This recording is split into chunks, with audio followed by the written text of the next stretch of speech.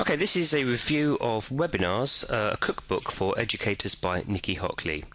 I thought it would be appropriate to do a video review, but the text of this video is also added to the Amazon site. The term cookbook is sometimes used metaphorically to refer to any book containing an easy-to-follow set of recipes which have been tried and tasted already. Away from actual cooking, these guides can give the reader instructions for a specific field or activity, presented in detail so that the users, who are not necessarily expert in that field, can produce workable results. These kinds of books often contain a high number of ready-to-use examples or suggestions.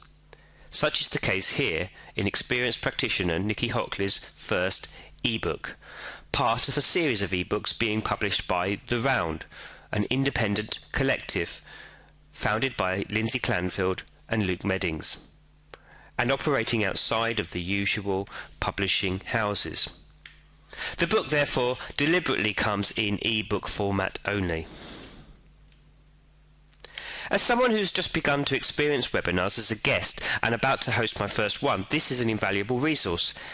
It's an exhaustive collection of ideas, suggestions and advice, all wrapped up tortilla style in cooking metaphors. These metaphors run throughout this ebook. The internet, for example, offers a veritable smorgasbord of possibilities. Webinars need a judicious blend of ingredients to make your webinar not just palatable but outstanding. And they can take a scrambled eggs format. In addition, you must consider which utensils you use and what kind of stove. A text-based chat, for example, is the equivalent of a primer's stove, apparently. At regular intervals throughout the ebook, 5 ingredients are stipulated. There are 5 ingredients, for example, of a great text chat, of a great audio session, and for a video conferencing session, to give just a few examples. And the staging of webinars is also thoroughly considered, in that the timing of it can be broken down into chunks, as well as hors d'oeuvres or icebreakers, the main course, and dessert. It also considers the upside and downside of certain platforms, so it regularly makes the point of showing the importance of choosing an appropriate utensil for what you can do, or what you want to do. This is a fairly exhaustive run-through of everything possible with webinars, and clearly a lot of time and effort has gone into putting this all together. It is incredibly good value and sits nicely on any Kindle or Kindle-type reader.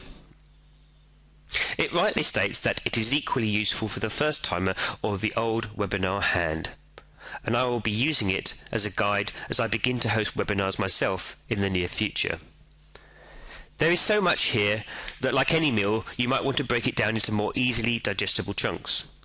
Fortunately, it is already broken down into these tasty morsels already, and perhaps once I've got a real taste for webinars, I will want to come back for seconds and for thirds.